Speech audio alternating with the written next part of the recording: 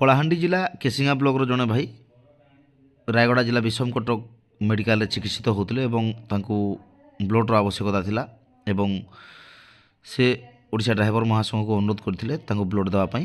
ପରବର୍ତ୍ତୀ ମୁହୂର୍ତ୍ତରେ ବିଷମକଟକର ଭାଇମାନେ ପହଞ୍ଚି ଭାଇଙ୍କୁ ବ୍ଲଡ଼ ଗୋଟିଏ ସହଯୋଗ କରିଥିଲେ। କେନ୍ଦୁଝର ଜିଲ୍ଲା ଘଟଗାଁ ବ୍ଲକର ଜଣେ ଭାଇ ଗାଡ଼ି ନେଇ ଯାଉଥିବା ସମୟରେ ଭଦ୍ରକ ଆଖୁଆପଦା ପାଖରେ ଭାଇଙ୍କର ଗାଡ଼ିଟି ତେଲ ଥାଇ ମଧ୍ୟ ଏୟାର ନେଉଥିଲା, ଯାହାକି ପମ୍ପର କିଛି ସମସ୍ୟା ଥିଲା। ତ ପରବର୍ତ୍ତୀ ମୁହୂର୍ତ୍ତରେ ଭାଇମାନେ ମିସ୍ତ୍ରୀ ନେଇ ଆସିଥିଲେ ଏବଂ ଭାଇଙ୍କ ଗାଡ଼ିଟିକୁ ଠିକ୍ କରାଯାଇଥିବା ସୂଚନା ରହିଛି। ଖୋର୍ଦ୍ଧା ଜିଲ୍ଲା ବେଗୁନିଆ ବ୍ଲକର ଜଣେ ଭାଇ ଗାଡ଼ି ନେଇ ଯାଇଥିବା ସମୟରେ ନୟାଗଡ଼ ଜିଲ୍ଲା ଖଣ୍ଡପଡ଼ା ବ୍ଲକ ମଦରାଜପୁର ଠାରେ ଭାଇଙ୍କର ଗାଡ଼ିଟି କିଛି ସମସ୍ୟା ହୋଇଥିଲା ଏବଂ ସାହାଯ୍ୟ ସହଯୋଗ ପାଇଁ ସେ ଓଡ଼ିଶା ଡ୍ରାଇଭର ମହାସଂଘକୁ ଅନୁରୋଧ କରିଥିଲେ। ପରବର୍ତ୍ତୀ ମୁହୂର୍ତ୍ତରେ ଖଣ୍ଡପଡ଼ା ମଦରାଜପୁରର ଭାଇମାନେ ପହଞ୍ଚି ଭାଇଙ୍କୁ ସାହାଯ୍ୟ ସହଯୋଗ କରିଥିଲେ ଏବଂ ଯାହା ବି ଭାଇଙ୍କର ଅସୁବିଧା ଥିଲା ତା'ର ସମାଧାନ କରିଥିଲେ। କଟକ ଜିଲ୍ଲା ସାଲେପୁର ବ୍ଲକରେ ସାଲେପୁର ଡ୍ରାଇଭର ମହାସଂଘ ତରଫରୁ ସମସ୍ତ ପଞ୍ଚାୟତ କମିଟି ଏବଂ ଜିଲ୍ଲା କମିଟି ବ୍ଲକ କମିଟିଙ୍କ ଉପସ୍ଥିତିରେ ଏକ ବୈଠକ ଅନୁଷ୍ଠିତ ହୋଇଯାଇଛି। ସାଲେପୁରର ବିଭିନ୍ନ ସମସ୍ୟାକୁ ନେଇ ଏଥିରେ ଆଲୋଚନା ରହିଥିଲା। ଭୁବନେଶ୍ୱର ରୁରାଲ ବ୍ଲକର ଜଣେ ଭାଇ ତାଙ୍କ ମାଆଙ୍କୁ ନେଇ ନୟାଗଡ଼ ହସ୍ପିଟାଲରେ ଚିକିତ୍ସିତ କରାଉଥିଲେ ଏବଂ ତାଙ୍କୁ ରକ୍ତର ଆବଶ୍ୟକ ପଡ଼ିଥିଲା ଏବଂ ସେ ଓଡ଼ିଶା ଡ୍ରାଇଭର ମହାସଂଘକୁ ଅନୁରୋଧ କରିଥିଲେ। ପରବର୍ତ୍ତୀ ମୁହୂର୍ତ୍ତରେ ନୟାଗଡ଼ର ଭାଇମାନେ ପହଞ୍ଚି ଭାଇଙ୍କୁ ସାହାଯ୍ୟ ସହଯୋଗ କରିଥିଲେ ଏବଂ ଭାଇଙ୍କୁ ଗୋଟେ ବ୍ଲଡ଼ ମଧ୍ୟ ଆମର ଜଣେ ସଦସ୍ୟ ଭାଇ ଦେଇଥିଲେ। କୋରାପୁଟ ଜିଲ୍ଲା ଜୟପୁର ବ୍ଲକରେ ଜଣେ ଡ୍ରାଇଭର ଭାଇ ଏବଂ ନିଜ ମାଲିକ ମଧ୍ୟରେ କିଛି ସମସ୍ୟା ହୋଇଥିଲା। ଦୁହିଁଙ୍କ ମଧ୍ୟରେ କିଛି କଥା କଟାକଟି କିଛି ଝଗଡ଼ା ହେବାକୁ ଯାଉଥିଲା, ତେଣୁକରି ସହଯୋଗ ମାଗିଥିଲେ ଓଡ଼ିଶା ଡ୍ରାଇଭର ମହାସଂଘର। ପରବର୍ତ୍ତୀ ମୁହୂର୍ତ୍ତରେ ଜୟପୁର ବ୍ଲକର ଭାଇମାନେ ଡ୍ରାଇଭର ଏବଂ ମାଲିକକୁ ଉଭୟଙ୍କୁ ଅଫିସରେ ବସାଇ ଭାଇମାନେ ସମସ୍ତେ ବସି ଯାହା କିଛି ବି ତାଙ୍କର ସମସ୍ୟା ଥିଲା ତାକୁ ସମାଧାନ କରିଥିଲେ। ଜଗତସିଂହପୁର ଜିଲ୍ଲା ବାଲିକୁଦା ବ୍ଲକର ରଞ୍ଜନ ଭାଇ ତାଙ୍କର ଦୁର୍ଘଟଣା ହୋଇଥିଲା। ଦୁର୍ଘଟଣାରେ ସେ ଆହତ ହୋଇଥିଲେ ଏବଂ ତାଙ୍କୁ ଗୋପ୍ ମେଡ଼ିକାଲରେ ଭର୍ତ୍ତି କରାଯାଇଥିଲା।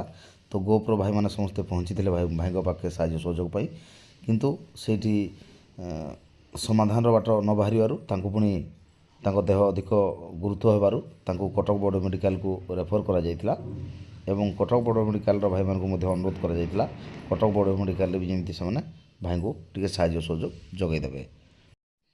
ଜଗତସିଂହପୁର ଜିଲ୍ଲା କୁଜଙ୍ଗ ବ୍ଲକରେ ଏକ ଗୁରୁତ୍ୱପୂର୍ଣ୍ଣ ବୈଠକ ଅନୁଷ୍ଠିତ ହୋଇଯାଇଛି।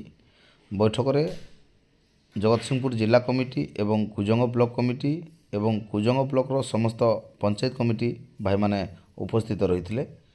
ଏଥିରେ କୁଜଙ୍ଗ ବ୍ଲକର ଆଗାମୀ ଦିନର ରଣନୀତି ଏବଂ ବିଭିନ୍ନ ସମସ୍ୟା ବିଷୟରେ ଆଲୋଚନା ହୋଇଥିଲା ଏବଂ ଆଗାମୀ ଦିନରେ ବ୍ଲକ କେମିତି ସୁଦୃଢ଼ର ସହିତ ଚଳିବ ଏବଂ ଭାଇଚାରା କେମିତି ଆହୁରି ସୁଦୃଢ଼ ହେବ ତା ପାଇଁ ପ୍ରୟାସ କରାଯାଇଥିଲା।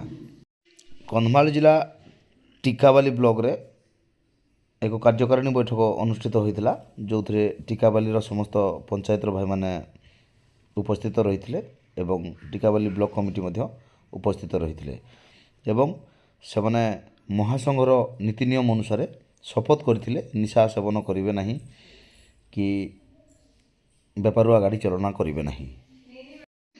ନୟାଗଡ଼ ଜିଲ୍ଲାର ଜଣେ ଡ୍ରାଇଭର ଭାଇ ବୌଦ୍ଧ ଅଭିମୁଖେ ଆସୁଥିବା ସମୟରେ ସେ ଆନିଗଡ଼ ମାଧପୁର ପାଖରେ ରାତିରେ ଅଟକିଥିଲେ ଏବଂ କେହି ଲୋକ ତାଙ୍କୁ ବାଡ଼ିଆ ପିଟା କରି ରାତି ତାଙ୍କଠୁ ଚାବି ଏବଂ ପଇସା ଛଡ଼େଇ ନେଇଥିବାର ସୂଚନା ରହିଥିଲା ଏବଂ ସେ ଅନୁରୋଧ କରିଥିଲେ ଓଡ଼ିଶା ଡ୍ରାଇଭର ମହାସଂଘକୁ। ପରବର୍ତ୍ତୀ ମୁହୂର୍ତ୍ତରେ ଆନିଗଡ଼ର ଭାଇମାନେ ପହଞ୍ଚି ଭାଇଙ୍କୁ ସାହାଯ୍ୟ ସହଯୋଗ କରିଥିଲେ ଏବଂ ଚାବି ପଇସା ଯାହା କିଛି ବି ନିଆଯାଇଥିଲା ଭାଇଙ୍କୁ ପୁଣି ଆଣି ରିଟର୍ଣ୍ଣ ଦିଆଯାଇଥିଲା। ଯାଜପୁର ଜିଲ୍ଲା ଦାନଗଦି ବ୍ଲକର ଜଣେ ଭାଇ କେନ୍ଦୁଝର ଜିଲ୍ଲା ଯୋଡ଼ା ଅଞ୍ଚଳକୁ ଗାଡ଼ି ନେଇ ଯାଇଥିଲେ ଏବଂ ସେଠି କୌଣସି ପ୍ଲାଣ୍ଟରେ ସେ ରହିଥିଲେ ରାତି, ଯାହାକି କେହି ଦୁର୍ବୃତ୍ତ ଆସି ତାଙ୍କୁ ବାଡ଼ିଆ ପିଟା କରିଥିଲେ ଏବଂ ତାଙ୍କର ମୋବାଇଲ ଫୋବାଇଲ ମଧ୍ୟ ଭାଙ୍ଗି ଦେଇଥିଲେ। ସେ ସହଯୋଗ ପାଇଁ ଓଡ଼ିଶା ଡ୍ରାଇଭର ମହାସଂଘକୁ ଜଣାଇଥିଲେ, ହେଲେ ପରଦିନ ସକାଳୁ ଓଡ଼ିଶା ଡ୍ରାଇଭର ମହାସଂଘର ଭାଇମାନେ ମଧ୍ୟ ପହଞ୍ଚିଥିଲେ, କିନ୍ତୁ ଦୁଃଖର ବିଷୟ ସେ କେଉଁ ଭାଇ ବାଡ଼େଇଥିଲେ ତାଙ୍କୁ ଚିହ୍ନଟ ହେଇ ନ ପାରିବାରୁ ନିହାତି ଭାଇମାନେ ନିରାଶ ହେଇ ଫେରିଥିଲେ ଏବଂ ଯାହା କିଛି ବି ଭାଇଙ୍କର ମାନେ ଅସୁବିଧା ହେଇଥିଲା ତାକୁ ଭାଇଙ୍କୁ ଆଶ୍ୱାସନା ଦେଇ ହିଁ ଓଡ଼ିଶା ଡ୍ରାଇଭର ମହାସଂଘକୁ ଫେରିବାକୁ ପଡ଼ିଥିଲା। ଢେଙ୍କାନାଳ ଜିଲ୍ଲା ଭାପୁର ବ୍ଲକ ପାଖରେ ଦୁଇଟି ଗାଡ଼ି ମଧ୍ୟରେ ଧକ୍କା ହେଇଥିଲା, ଏକ ଡିଜିଆର୍ ଏବଂ ଏକ ବୋଲେରୋ। ତ ଡିଜିଆର୍ର ଡ୍ରାଇଭର ଓଡ଼ିଶା ଡ୍ରାଇଭର ମହାସଂଘର ଜଣେ ସଦସ୍ୟ ଥିଲେ ଏବଂ ସେ ଅନୁଗୁଳ ଜିଲ୍ଲାର ଜଣେ ସଦସ୍ୟ ଥିଲେ। ତ ସେ ସାହାଯ୍ୟ ସହଯୋଗ ଲୋଡ଼ିଥିଲେ ଓଡ଼ିଶା ଡ୍ରାଇଭର ମହାସଂଘର। ପରବର୍ତ୍ତୀ ମୁହୂର୍ତ୍ତରେ ଢେଙ୍କାନାଳ ସଦରର ଭାଇମାନେ ପହଞ୍ଚି ଭାଇଙ୍କୁ ମେଡ଼ିକାଲରେ ଟ୍ରିଟମେଣ୍ଟ କରାଇବାର ସହିତ ଭାଇଙ୍କର ଯାହା କିଛି ବି ସମସ୍ୟା ହେଇଥିଲା ତାକୁ ବୁଝିଥିଲେ ଏବଂ ପରବର୍ତ୍ତୀ ମୁହୂର୍ତ୍ତରେ ଭାଇଙ୍କୁ ଛାଡ଼ିଥିଲେ। ନୟାଗଡ଼ ଜିଲ୍ଲା ଖଣ୍ଡପଡ଼ା ବ୍ଲକର ଜଣେ ଭାଇ ଗାଡ଼ି ନେଇ କଟକ ଅଭିମୁଖେ ଯାଇଥିବା ସମୟରେ କଟକ ଶିଖରପୁର ପାଖରେ ଭାଇଙ୍କର ଆଗ ଚକାଟି ପଙ୍କଚର୍ ହୋଇଯାଇଥିଲା ଏବଂ ଟାୟାରଟି ବସିଯାଇଥିଲା, ଯାହାଦ୍ୱାରା କି ଗୋଟେ ଜାଗାରେ ଆଉ କାମ ହୋଇପାରିବନି। ତେଣୁକରି ଭାଇ ସାହାଯ୍ୟ ସହଯୋଗ ପାଇଁ ଓଡ଼ିଶା ଡ୍ରାଇଭର ମହାସଂଘକୁ ଅନୁରୋଧ କରିଥିଲେ। ପରବର୍ତ୍ତୀ ମୁହୂର୍ତ୍ତରେ କଟକ ସହର ଏବଂ କଟକ ମାଲଗୋଦାମର ଭାଇମାନେ ପହଞ୍ଚି ଭାଇଙ୍କୁ ଚେକ୍ ଯୋଗାଇ ଦେବା ସହିତ ଭାଇଙ୍କର ଯାହା କିଛି ବି ସମସ୍ୟା ଥିଲା ତା'ର ସମାଧାନ କରିଥିଲେ।